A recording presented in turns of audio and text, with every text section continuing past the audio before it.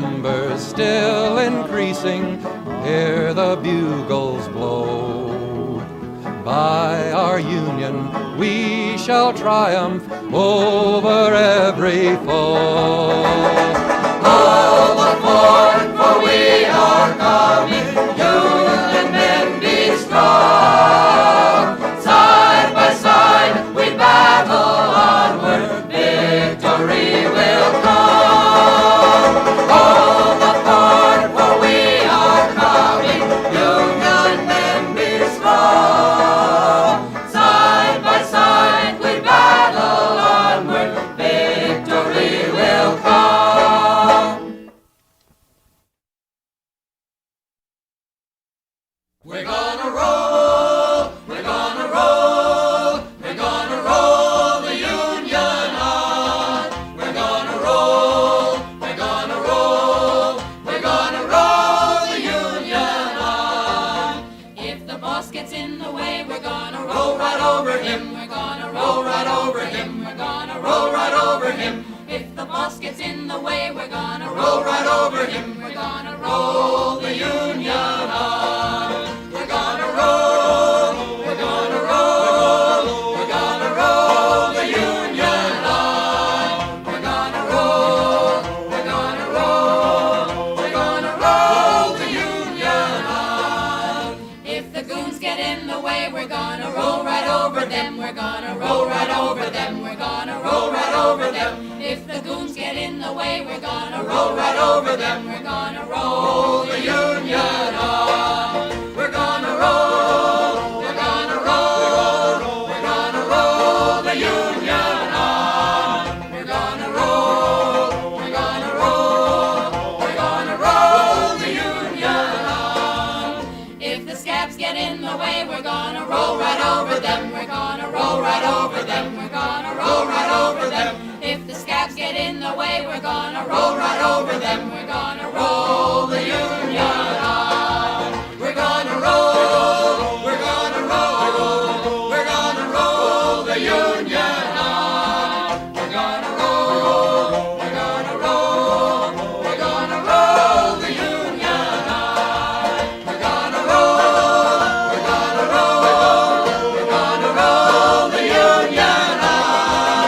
We're gonna roll, we're gonna roll, we're gonna roll the Union on.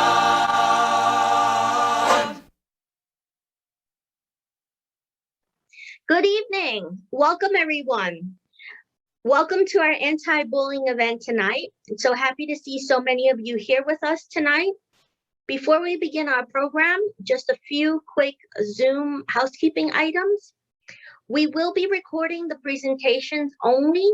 So if you do not want your name or video recorded, you can rename yourself or turn your video off. We ask that all participants please remain muted unless you are speaking. If you have a question, feel free to use the Zoom raise hand feature during the Q&A portion, and we will call on you and you can mute and unmute yourself to speak.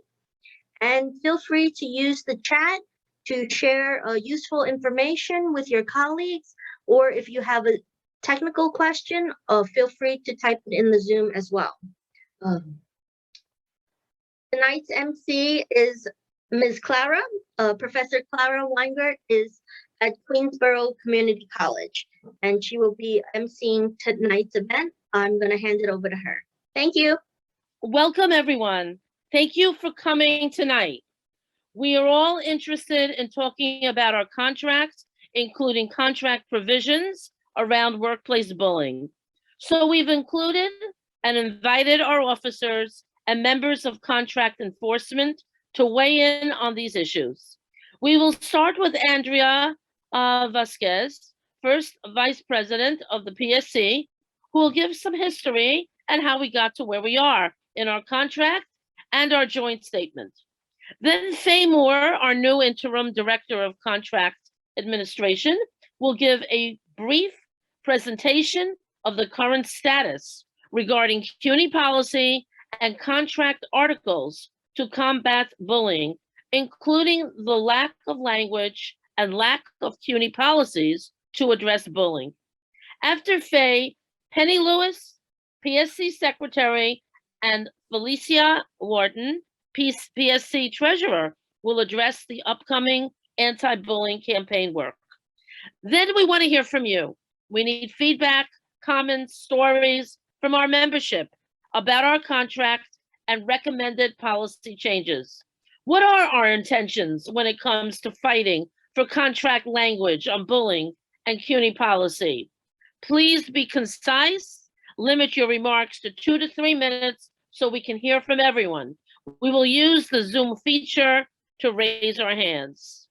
And anyone who has difficulty with the raise hand feature of Zoom can please type their question in the chat and Pam will read it so the officers can address all comments. And if there's time, our officers can give concluding remarks. So without any further ado here, let's have our first speaker, Andrea Vasquez. Thank you. Okay. Hi, everyone. Thank you. Thank you, Clara. It's great to be here. And I love the way this committee uses visuals at the beginning. It's just, I wish we need to, your model committee, the way you present things. So thank you for that opening. So I thought it was important, and I will be brief and just sort of zoom through things, but there's a history to what we're doing now. And this anti-bullying committee has really moved us forward at a really wonderfully quick pace to get things done on this in this front. But there is a history. And since we're talking about sort of contract ideas today, I thought it was important to review where we've been and how we got there and how we got here. So I don't know. I mean, I guess the first name that we should say is Iris DeLutro, and I'm not sure if she's here or here yet, but it really, in many ways, started with Iris's advocacy as one of the professional staff who was most active very early in the PSC and in the last 21 years under new leadership. And Iris was a professional staff. She was a HEO. I don't know if she's here, but she really saw right away that professional staff needed more attention from CUNY, and that there was a disconnect and there was an inequality of treatment. And she mostly saw it as a question of professional staff. And she has been advocating, probably 15 or more years around anti-bullying, and it's really important to recognize that. We've had various efforts along the way, sometimes legislative, sometimes in the contract, sometimes just meetings among ourselves over the years, but we are where we are because of Iris's consistent advocacy and work on this topic. And so people will remember that in the contract, in the contract before last, we first talked about anti-bullying. And when we brought up those contract demands, all we could come up with at the beginning, we had, I think, 36 or something demands. And demand number 24 under equity and fairness was simply workplace bullying. The parties shall develop contract language that prohibits workplace bullying. We didn't have a fleshed out demand yet, but we knew we wanted to have something in the contract about workplace bullying. And it wasn't until about a year later that we created a proposal that we put forward. And I wonder if it's possible for me to screen share so people could read it. It's not all that long, but I think it's a pretty important document for people to look at. Should I try? Okay, here it is. Are you seeing this? Okay, so it was called Respect for the Dignity and Worth of Every Person. And I'd like to, I'll actually read it out loud. The PSC and CUNY recognize the dignity and worth of every person. The parties also recognize the importance of respect for students as central to the mission of the university. The university shall provide a workplace based on mutual respect between and among managers, employees, co-workers, and supervisors. Behavior at the place of work or in the course of employment that demonstrates a lack of respect for human dignity and worth, whether the behavior is direct or indirect, verbal, physical, or otherwise, shall not be tolerated. Repeated instances of such behavior constitute bullying, which shall not be tolerated. In addition, no member of the bargaining unit shall be reprimanded or subjected to adverse evaluative comments by a supervisor in the presence of other employees or students, or in electronic or written forms of communication that are distributed to other employees or students, unless the employee requests the presence of or distribution to another employee or union representative. An alleged violation of this provision may be grieved up to and including step 2 of the formal procedure for handling grievances provided by Article 20.4 of the collective bargaining agreement. So I give this to you because it took us a year to reach a point where we had something that we could present to CUNY. Obviously, we did not win this demand, but it took a long time. As you know, this is a complicated issue. CUNY was totally resistant to anything on anti-bullying. We tried to give a definition of anti-bullying in the second paragraph, and then honed in on one aspect of anti-bullying. As you've known, or will learn more tonight, and we've learned in many of the events that this anti-bullying committee has led, it's complex and there are many aspects to bullying. And we looked at many other contracts across the country, higher ed contracts especially, because it's dealt with differently. We tried to find other language. And this issue, this one that we chose, seemed to be the one that was in the contracts, that this is the issue that people made some gains on.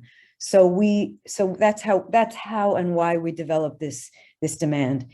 In the course of bargaining, we bargained for a long time, that contract, and it was major. This was the contract that we waited so long without a contract for. And we went from issue to issue and settled things along the way. By the end of the contract, we still had no agreement on anti-bullying.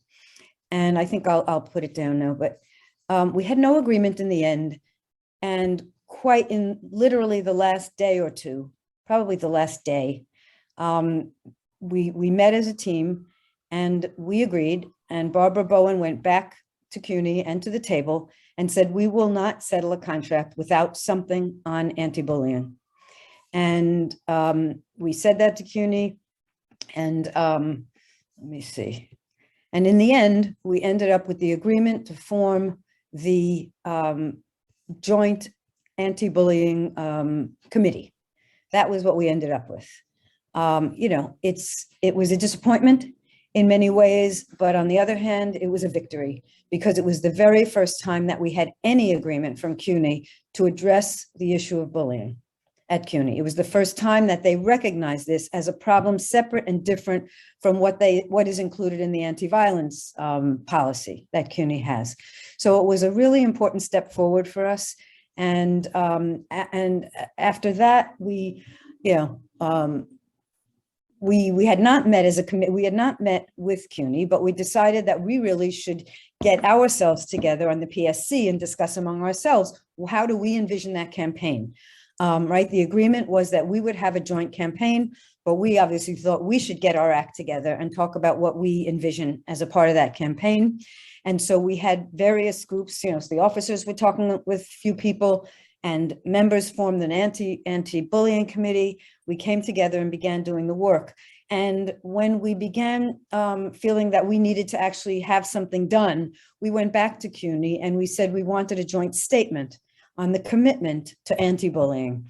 And that was, I don't remember exactly when that was, but maybe someone has that on hand. We could also look at that together. It's a pretty simple statement.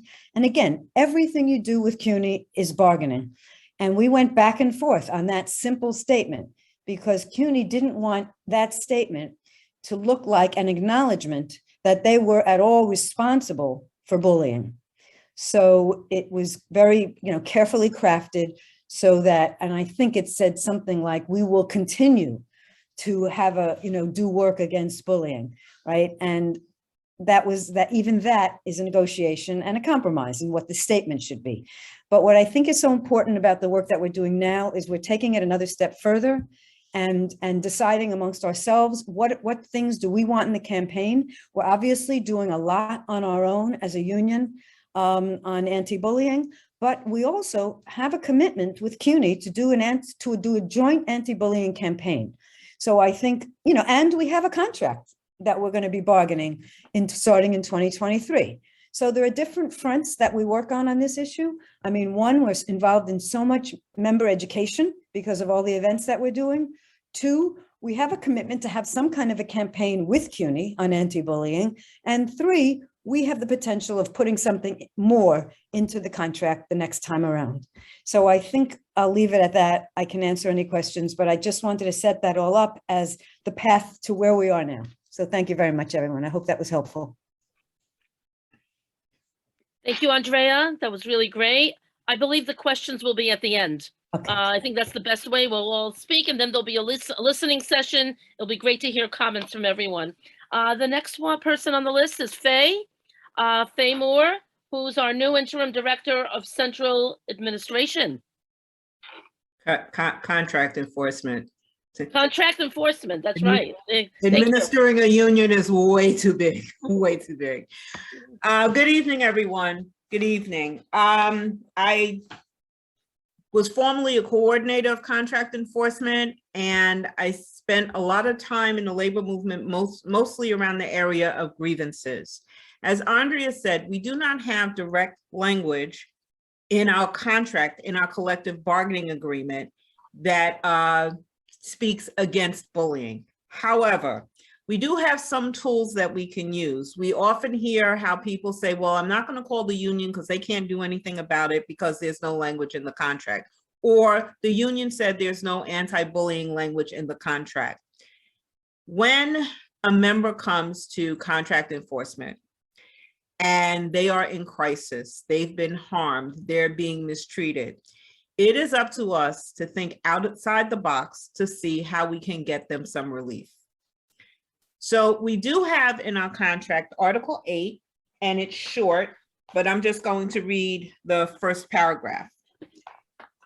Neither the university nor the union will interfere with, restrain, or coerce employees covered by this agreement because of membership in or non-membership in or lawful activity on behalf of the union. Neither the university nor the union will discriminate in respect to hire, tenure of employment, or any terms and conditions of employment of any employee covered by this agreement because of sex, race, national origin, religion, sexual orientation, political belief, or membership in or lawful activity on behalf of the union. The university and the union shall comply with applicable provisions of federal, state, and municipal laws and ordinances regarding discrimination in employment because of age or because of disability. And then the second paragraph is important. The city university and the PSC shall recognize that sexual harassment is illegal under federal, state, and city law.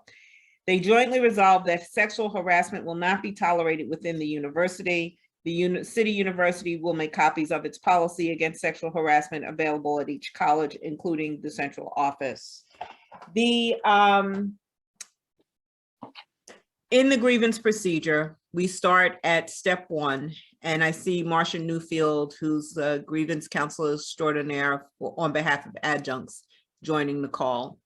But in the grievance procedure, we file grievances at step 1, and step 1 is heard at the institution. So be it a senior college, a community college, CUNY Central, step 1 is heard at the institution. Step 2 is heard by CUNY Labor Relations, and there's a hearing officer that hears both sides. I will not say neutral, but they hear both sides, and both sides are the member in the PSC and the institution and their labor representative.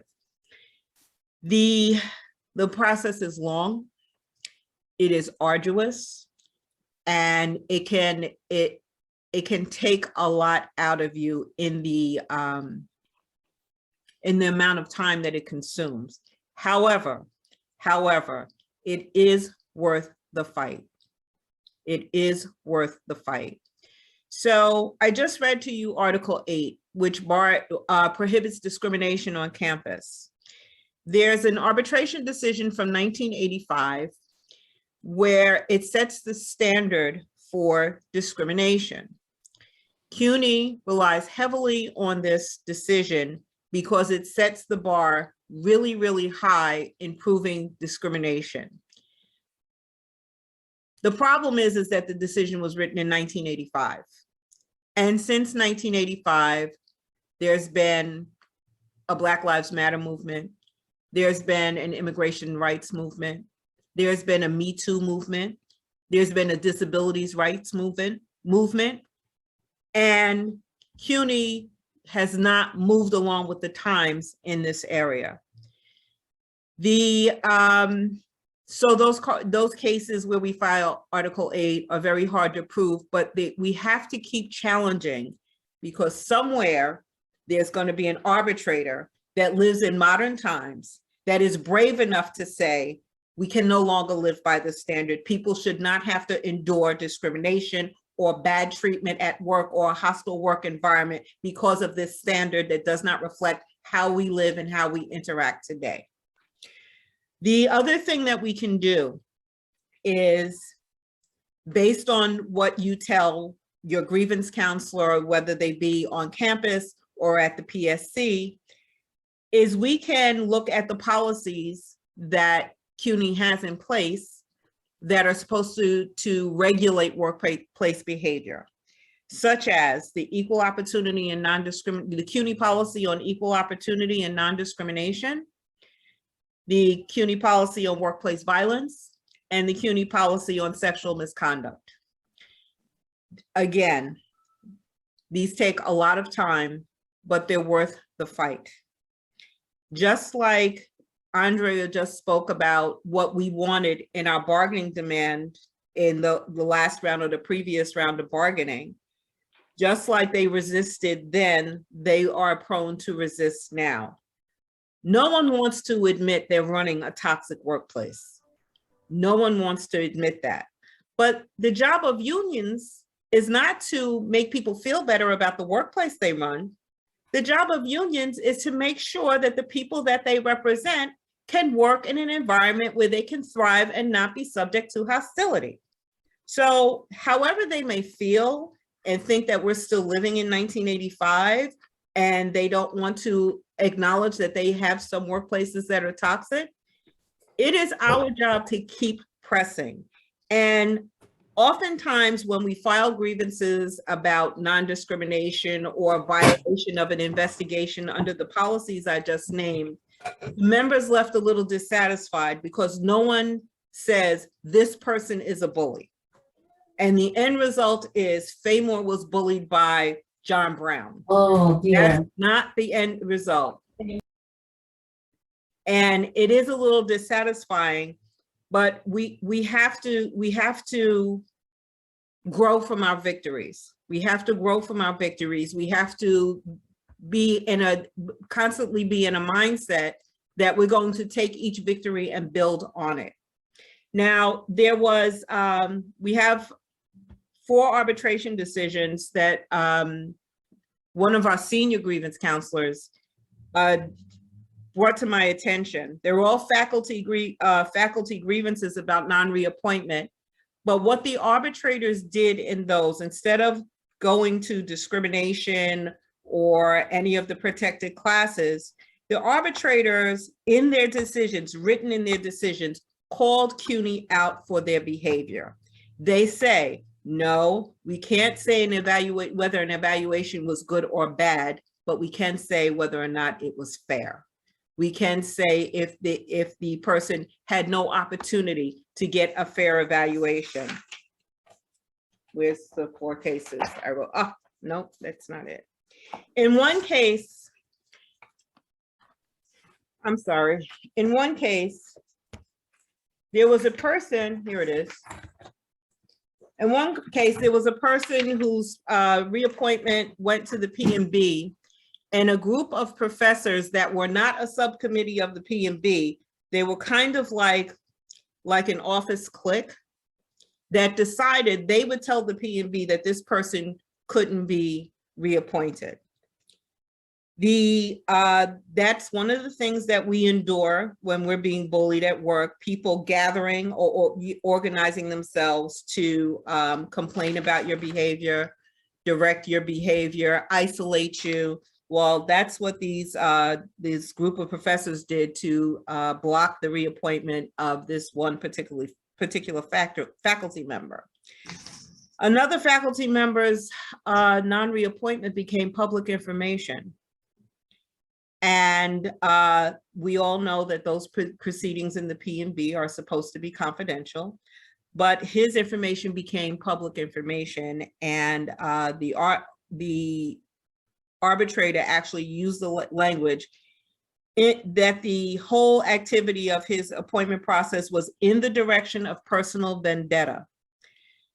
There's a professor that was not reappointed where the arbitrator said that it was a woman professor, that she endured the personal hostility of her chair and worked in a poisoned atmosphere, which the atmosphere that the grievant had to be a candidate in depended on it being impartial, and the atmosphere had been poisoned by her chair. And finally, there was a person, and we all know people like this, that they've gone their whole career with great evaluations, and then the leadership changes and suddenly on paper, it looks like they can't do anything right. Well, the arbitrator did a real deep dive into this person's personnel record and said that due to the toxic atmosphere that the person couldn't be evaluated fairly. People were no longer talking to each other. They could only communicate on paper, and the leader of the department chair at that time and the dean were kind of directing the negative behavior toward this faculty member. Now, of course, it's not a cross-section of titles, but the important part here is even though we filed the grievance about the non-reappointment, the arbitrator was forced to look at the behavior that ended up with this person not being reappointed. So arbitration is not a lost process. It's not a black hole for where grievances go. There is diligence there, but we have to bring the ones that bring the argument forward. So we can't give up because we don't have arbitration language in the contract. We have to be more creative in how we highlight the behavior. The last thing that I wanted to say is Andrea shared the language that we tried to get, and the language that's in the letter that we do have. And a labor leader once said to me, you don't get what you want, you get what you negotiate. And negotiation isn't always compromise. Sometimes it's a bare knuckle battle. And we have to be prepared for that. We have to be prepared for that. Again, CUNY does not want to acknowledge that some of their workplaces are toxic. They don't want to acknowledge that they harm their own workforce by letting things go unaddressed. And they don't want a forum where that gets argued. And in a contract, if that becomes contract language, that gets argued publicly. Arbitration decisions are public records. So there is a resistance, but we're the union. We're the union. And yeah, it's not always easy. Things like this, especially about human behavior, are really hard. But that's what unions are for, to do the hard work as a collective, not just, well, I'm going to try to win Felicia's grievance. The mindset is if I win Felicia's grievance, then I can win Clara's grievance, and we can use Andrea's grievance as a precedent. So there's a lot of pain out there. There's a lot of anger out there. But let's put our anger together. Let's work on the contract language. Let's utilize the grievance process. Let's call them out on everything. The one thing that stood out in all four of these cases is all four of these faculty members documented everything that happened to them. So the arbitrator could look and see that this was a toxic atmosphere, that this was a personal vendetta, that these professors that ganged up on this one person that they didn't want to reappoint were not a subcommittee of the P&B. He was able to see it because it was written, it was documented. So do not be afraid to document. Do not dismiss calling your union. Yes, sometimes we will say that there's no grievance here, But sometimes we'll say, you know what? Most of the times we'll say, let's think out the box and see what we can get on paper. Because another thing that happens with most management, whether they be in academia or in retail or in the public sector, once things are on paper, people are more likely to respond because they really, really don't want the paper trail. We're the union. When I say we're the union, I don't use that phrase lightly. I don't tell people you are the union. We're the union. When we fight back, sometimes it doesn't happen right away. Sometimes it's a protracted fight, but the victory is always, always worth it. Contract language is hard. Let's commit to getting the contract language. Let's commit to getting the legislation. Let's commit to filing the grievances, and then we're all in one fight and we all have the same adversary. That's all I have. Thank you. Thank you, Faye. That was great. We're now up to our other officers. Penny Lewis and Felicia Wharton will be speaking. I don't know which order, so I'm sorry. Who's speaking next? Penny, would you like to start? Sure, and I really am here to listen because, you know, but a lot of this is new to me and to Felicia. Both of us have been working with members of the Anti-Bullying Committee on their proposals for work for the union to bring it through the EC, and so we're learning about this. And I learned a lot from the last discussion that you guys held last week, and I really am grateful to the presenters that evening. I guess what I would just say, you know, maybe to kind of say a few things that I've observed so far about where we're all at is, you know, the committee, I think, recognizing, and I think both Faye and Andrea spoke to this, you know, recognizing the uphill battle, the necessary but uphill battle that we have in terms of making changes without the contract language there yet that we need. And I think Faye's emphasis on us winning this at the table and us getting changes to policy, you know, is critical. But, you know, the approach has been right now, and I think we're participating in this, you know, education and culture shift, right? That, you know, we want to be able to address the incidences of bullying when they occur, as they occur, stop them and create, you know, the fairness and the justice that has to happen. But we also want to create a climate that diminishes the acting of bullying. And Faye is right, that is CUNY's responsibility. It is CUNY's responsibility to make sure that we work in a non-toxic workplace. But we, as member to member, you know, solidarity, you know, people in solidarity with each other, we also can help promulgate the right kinds of practices that we think we should be using with each other. And so the committee, as I think, you know, most of you know, has created this great, you know, document about norms and practices that we are using in meetings and encouraging people to use in meetings. And similarly, I would just say that I reached out to the grievance counselors on the grievance counselor list to ask them about their ideas, like along the lines of what Faye is saying about thinking creatively out of the box.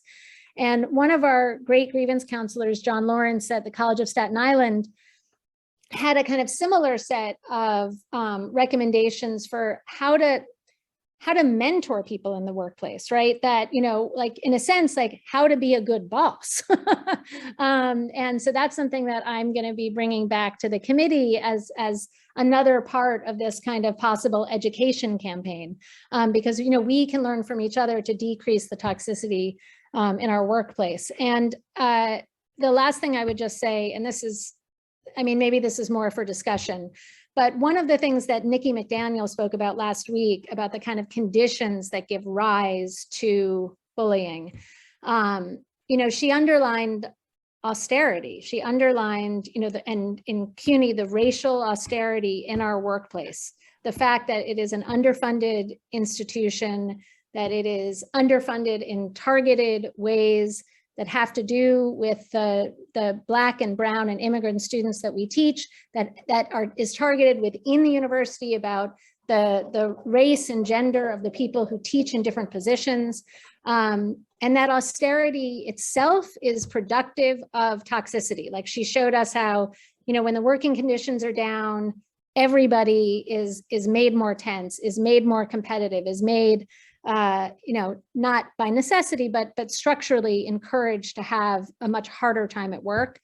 So one other way in which I feel like we fight well as a union, beyond building the solidarity that we need to with each other and being upstanders with each other in the face of any hostile behavior that we see, is also in fighting to reverse, those austerity conditions, which I think is also at the core of our union work. So I just wanted to throw that out as well. And that's all. Thanks. Good evening, everyone. I am new to the anti-bullying committee. I've been working with the group, I would say, since the summertime, and it's been really eye-opening as I've worked with Amy, Pam, and Clara on our mini subcommittee. I just want to echo some of the things that Faye said, and I just read in the chat, someone says, documenting get exhaustive sometimes. And yes, it is, it's exhaustive, but as we try to fight for safe working conditions, we really do have to document and also be an upstander to, all of your members. You see someone, that saying in the subway, you see something, say something.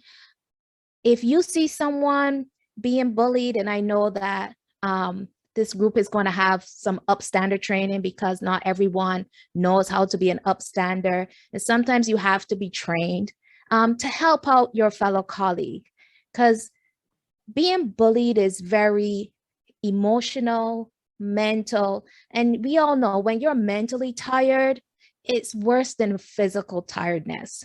I mean, we could be physically tired and we can still go, but when it's mental, you do not want to show up to work, that's when it becomes really, really stressful. So, just be supportive. And another thing is, I know that with our contract, we're limited. However, as Faye said, we have to be creative to look at some of the clauses. And I've mentioned this because I remember when I was at Hunter doing my master's in pure math, I was taking this class and it was so difficult. And the professor says to me, he says, you're going to come to walls in your life and you have a choice. You could either try to climb over it and keep falling down or find another way to go around it. And I think with our contract and our fight, sometimes we have to be creative. And I saw this in the summertime. There was a school in Texas and they didn't want the students to wear masks. So you know what the school board did? They made masks part of the school uniform. Now tell them that the students couldn't wear masks. It's now part of their uniform. So we have to be creative of where we have to go to fight, what provisions. Maybe it could be health and safety. Maybe it could be discrimination, but we can't give up. We have to continuously fight, and we have to fight as a collective. As Faye says, we are the union, and we have to fight for our working and also our students' learning conditions and not give up the fight. And I've enjoyed working with these ladies over the summer. And as we continue, I'm really hoping that, we get a provision in our contract. Thank you. And I'm here to listen to everyone. I have my notepad, so I'm here to take notes. Yeah, we all have our notepads here, actually, because we want to make it better for everyone. And so here we're now right to the exciting part of our session. This is a listening session, and we want to hear from you. And so please raise your hands so I can call on you. Or if there's anything in the chat, any questions, I see there are some questions that were raised. and Pam will try to address that.